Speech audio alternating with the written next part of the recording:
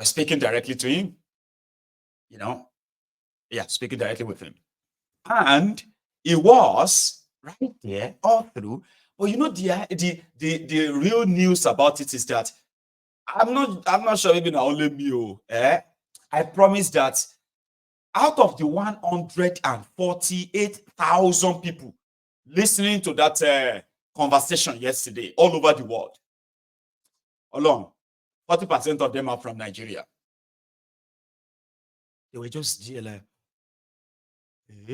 Now, president, they meet people like this in Africa. Some are even saying that, where is Tifnumbu? Can Tifnumbu even like have a chat with you like this? Can you even say your mind to Tifnumbu like this? Ruto has made so many concessions, but Kenyans are not really being, this Gen Z are not being kind of persuaded. I'll take you to that conversation. I want you to listen to this. One of them was sharing their experience in the hands of the Ruto's goons who kidnapped, targeted, profiled, protesters. They kidnapped them. They didn't take them to station and all that. Listen to this. This is them telling Ruto, you are a liar. Not about the livelihood of the common mananchi. Surely, Mr. President, we need you to be with you. Be empathetic. Your government should be empathetic. You should stop this issue of police brutality. That's what we want right now. Personally, the police came to my house at 3 a.m. They broke into my house. They refused to identify themselves, and that was it. We were abducted. It was like kidnapping. Hii mambo mimi sikumbuki, nilikuwa nadhani mambo ya movie. Mr. President, tulishikwa, tukapigwa. They even stole some stuff from our house. Imagine askari anakuja, akona bunduki anaingia kwa nyumba, akona mask, 12 of them with 12 cars arresting a single guy, an armed citizen. Alafu ukimwambia mbona anakuja kushika, anakupiga. In the meantime bado anachukua vitu kwa nyumba yako. PD told the guys, we know about this thing, but will not take any action. Meaning it was very criminal. The OCPD, Parklands Police Station OCPD, Deputy OCPD was very much aware what was going on. We were not booked in any single police station. We were taken in a certain house. I think it was a safe house or something. I was blindfolded. Some guys were blindfolded for like 12 hours. Surely, Mr. President, are we in a terrorist country? We just want you to answer that. Okay. This is why we're in this space. Yeah, he asked him, are we in a terrorist country? I want you to answer that. That's my own question. In fact, they say, he who must come to Ekiti must come with clean hands. Now, somebody said that too. He who must come to Ekiti must come with clean hands.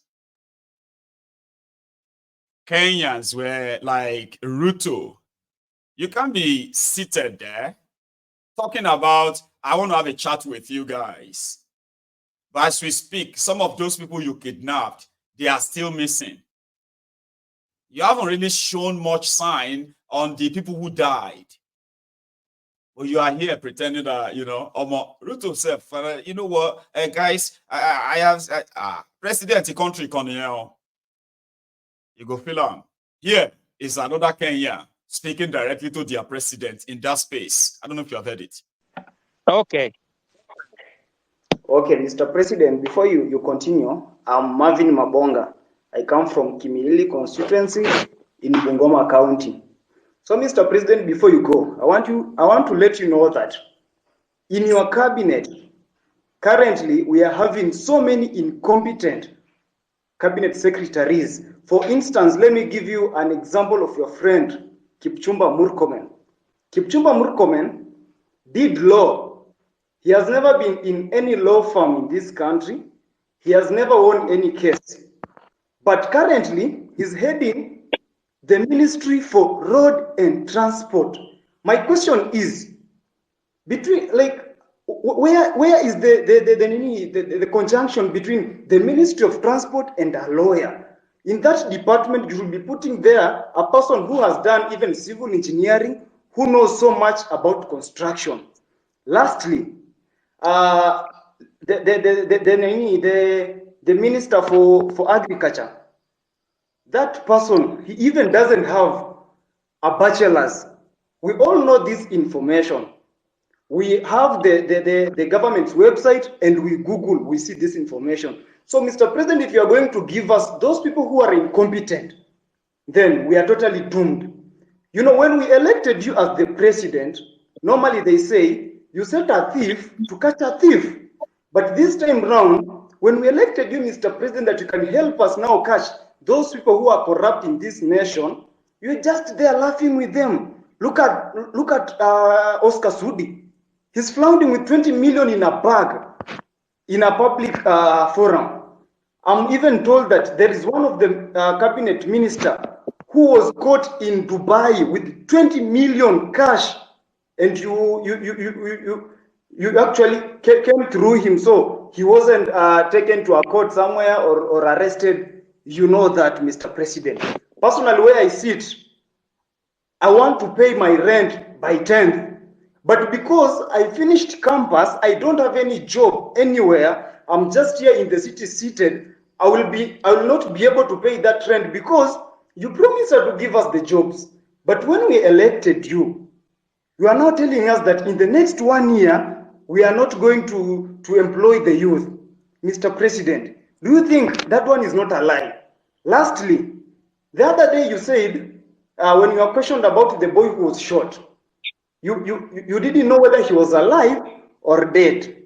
But now you know that the person who shot that boy is not the police officer. Mr. President, do you think that is a reality? That one is not a reality. I'm very angered person because every time we get to those public offices, we are treated like trash.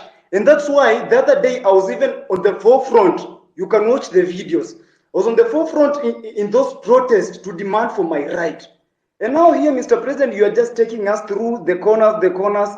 You are not even going straight to the point. Kindly go straight to the point. When you are asked about the person who is corrupt, you say, this person is corrupt. He has been working with millions of money. Tell us, Omanga bought 60 with 50 million a vehicle, which he's flaunting now on social media. Apart from that, tell us that this fertilizer was fake, even as much as it was dropped from 7,000 to 2,000, it is full of soil. So why are we playing games with the public money, with the money that our mothers and fathers are going through sweat to get it, Mr. President? Wherever we are not happy. And of course, if these things are going to happen this way, then come 2027, we are going to come out in large numbers, Mr. President.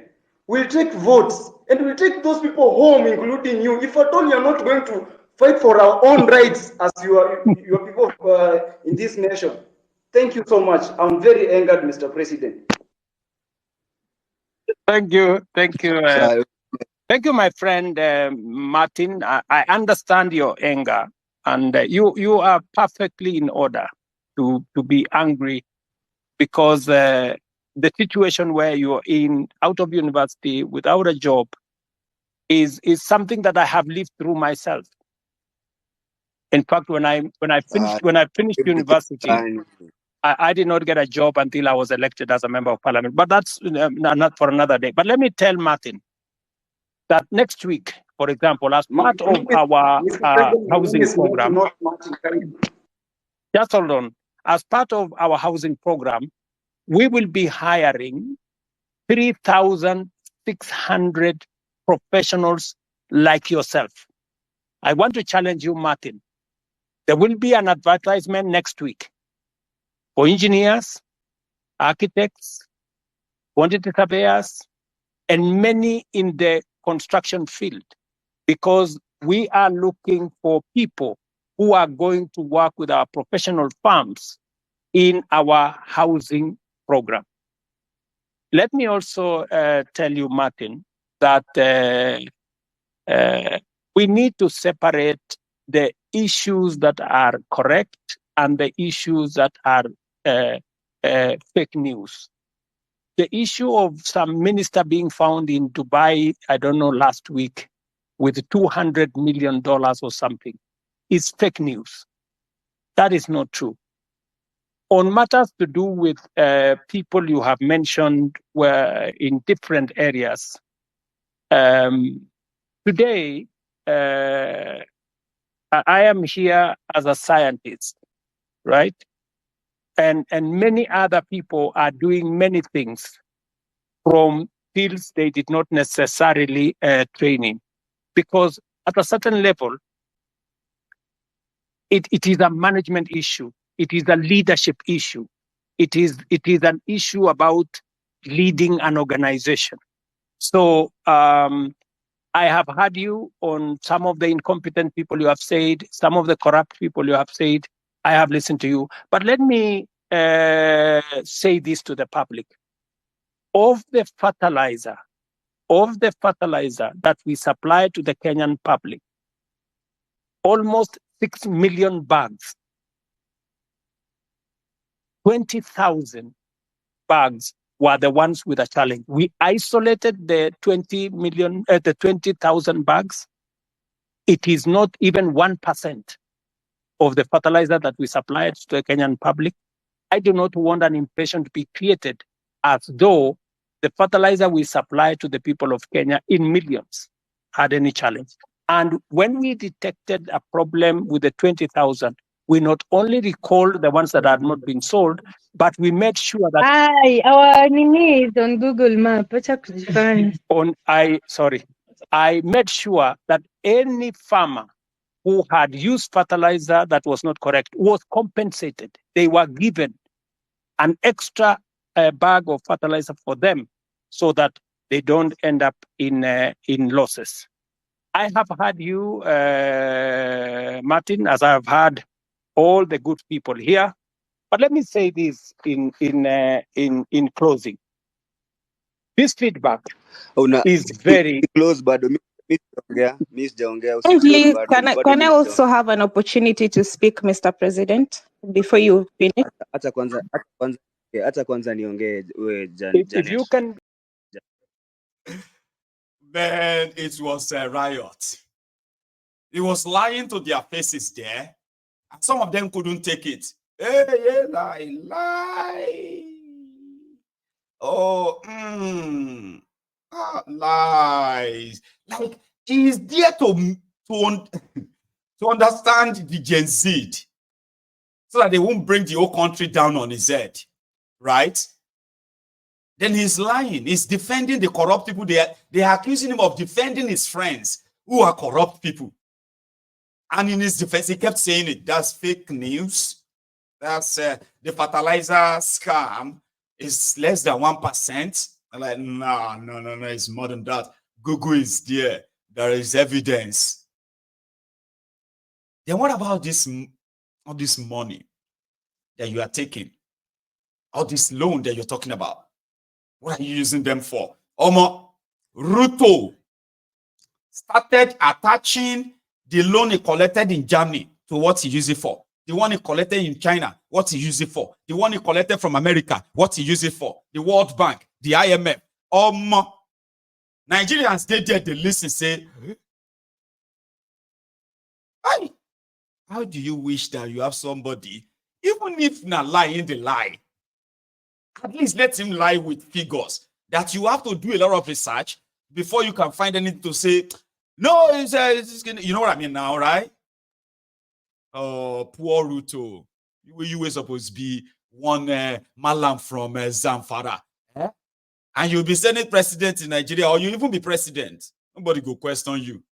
Anybody will come for you, everybody will just say they don't like the northern Nigeria. That's why they are coming for you. But see, Ruto, they explain. Nigerians can't really relate. Can they? Can you? Can you relate to any of your leader like this? The last time you had something closer to this, it was a good luck Egberejo lantern. It was there. They said he's too soft. They could push him anywhere. We need a strong man. But can you relate anymore to have your president being accountable to you like this? At least, even if he's lying. Go on, and I can tell you, every commitment that I made, I said I am going to appoint the judges that were not there. I did. I said I'm going to operationalize the fund for the police, independent police. I did. I said I am going to enhance the budget of the judiciary. I did. You know, when people want to conveniently say a few things that propagate a certain narrative, it is easy. But let me leave that there. Let me go back to the Mosop Kurgung story. I want to tell you, my good brother, we have stalled roads in Kenya. In fact, the budget, the debt we have on roads is 910 billion. Because we rolled out a program that we didn't have money to do. It is what is troubling me now. It is why many people are asking me, why are you outside the country? I went to China, for example, and I got 40 billion shillings to do at least 8 roads that were stalled. I have come back from the US, and we have had a consultation, and we are getting money to be able to roll out some of our roads, courtesy of concessional funding from the World Bank. I have had conversations with the president of Germany, and they are giving us money under the same program for us to be able to meet some of our programs. I want to tell my good friend from Osop that we are focused on these areas. These roads did not stall yesterday. These roads have stalled for a while. We are figuring out how to make sure that we deal with that situation. And my apologies that maybe the minister did not keep his word, and I'm going to remind him. Let me do the following. On fertilizer, I want to agree with you on this subject of fertilizer first. Let me say this. Fertilizer has made a very big difference in Kenya. Because of our program on fertilizer, we have managed to increase our food productivity. For example, on maize alone, from 44 million bags to 67 million bags last year. This year, we are going to pay the highest bonus ever in Kenyan history for our tea. In fact, our tea production, because of the support we gave KTDA, has increased from last year. It was 180 billion shillings that we collected from our tea. This year, it's going up to 210 billion. On coffee, the average payment of coffee last year was in the region of 70-80.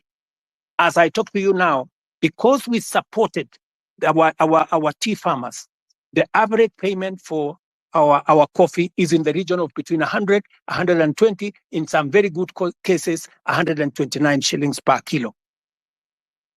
The whole array of what we have done with fertilizer is phenomenal. And therefore, I understand when somebody like my friend from Morsop gets annoyed when there are people who want to sabotage a program that is making a very big difference in Kenya. And that is the reason why I didn't delay 1 minute. When this issue of fake fertilizer came into the public, all the officials that were involved in it at the National Cereals and Produce Board were charged. When the minister is when there is evidence gathered enough for the minister to be held to account, I want to promise you that I will fire him, and any other minister for that matter, if there is sufficient evidence to hold anybody accountable. Arrogance. I agree with you that not everybody understands communication. Let me tell you, my good friend from Mosop, the day you become a public speaker, you will know how easy it is to make a mistake in the public. Sometimes you say things that you did not mean, but it comes out very badly. So whether it is the member of parliament for Molo, the member for parliament for Molo is a young man. I can tell you that young man is doing his very best. In fact, when I made him the chair of finance committee, many people told me he was too young. I shouldn't have made him. But I wanted to test also young people. And I wanted to mentor young people. And I want to say, he has made mistakes. But I want to tell you that young man is bright. He has a bright future. He made mistakes. I will apologize for him. Maybe he said what he shouldn't have said. But they are among the young people I am mentoring so that they can become leaders tomorrow. Same case with my friend Kimani Ichung'wah. I mean, that's the president of Kenya. I mean, I'm sorry. I apologize. Even if he didn't mean it, even if he is lying, at that moment, when you read the room, right, you still have to come down from wherever else you put yourself or whatever you think you are. He is doing his best to convince a generation that is not like their parents. He is fighting the battle of his life. It is going to consume him eventually, but it is significant to see that you could still see someone who actually doesn't turn his whole back on, on sense of reasoning. Like, come on, let's logic. Those who turn logic on his head, like those inside that contraption.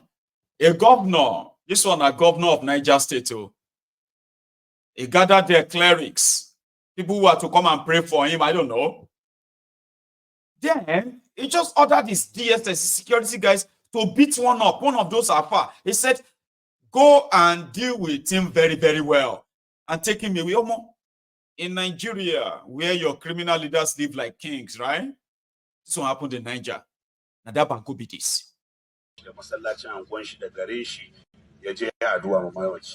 Allah ya jikanta ya sa ta huta. Za mu nema malam ɗaya ina ke mutan gani da zan mare ka. Zo na. Sai malam ne. Slap him first. When? I said slap him, right? Sai malam ne. Go and arrest him. That's serious. You do it well. Kuma shi duka sanan ku tashi. Kowa shi hankali. Ina da zuma, ina da madaci. Kai malam ba shi microphone tsaya wurin. Ya zuwa daga wurin. Bismillahir Rahmanir Rahim. Alhamdulillahi Rabbil Alamin. Ar-Rahmanir Rahim.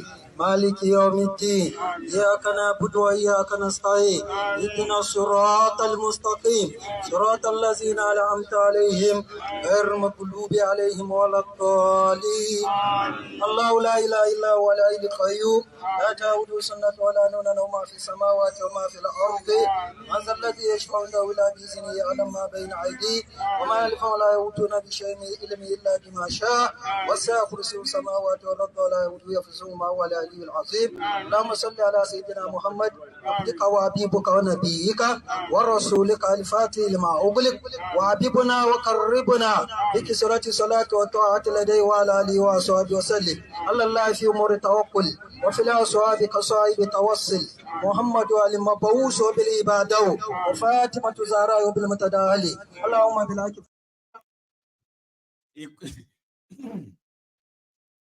He committed assault. Arrest him. Go and deal with him very, very well. Deal with him very well. And everybody understands what it means to say, go and deal with him very well. He can't sit down back and say, Bismillahirrahmanirrahim. Alhamdulillah Rabbil Alamin Rahim Maliki Abidi Yakana Budu Yakana Sayyidina Sratali Mustaqim Yakana Budu Yakana Wali. Like, you see the madness, eh? That is what the contraption is all about. You know, the British Prime Minister, the new British Prime Minister says, if you are given a public office, right, it is a privilege. No. Public office is a right to the, for the politicians in Nigeria, the criminals, the citizens. If they dare do anything, construct a 1 kilometer road, you should consider that as a privilege. They can choose not to do it. If you question them, they can get you arrested, assaulted, and imprisoned. They are going to do the ablution the next hour to go and pray to Allah. Allah Akbar, Allah Akbar, like that. A totally lawless, godless place filled with hypocrites. Small power. One lawyer, they say the lawyer they work with the Ministry of Justice in Abuja. Okay, lawyer. Then he lives in an estate inside Abuja. Now that Abuja insecurity is making them to make different rules and different laws for all estates all over Nigeria. No, open your boot, close your boot, open your pocket.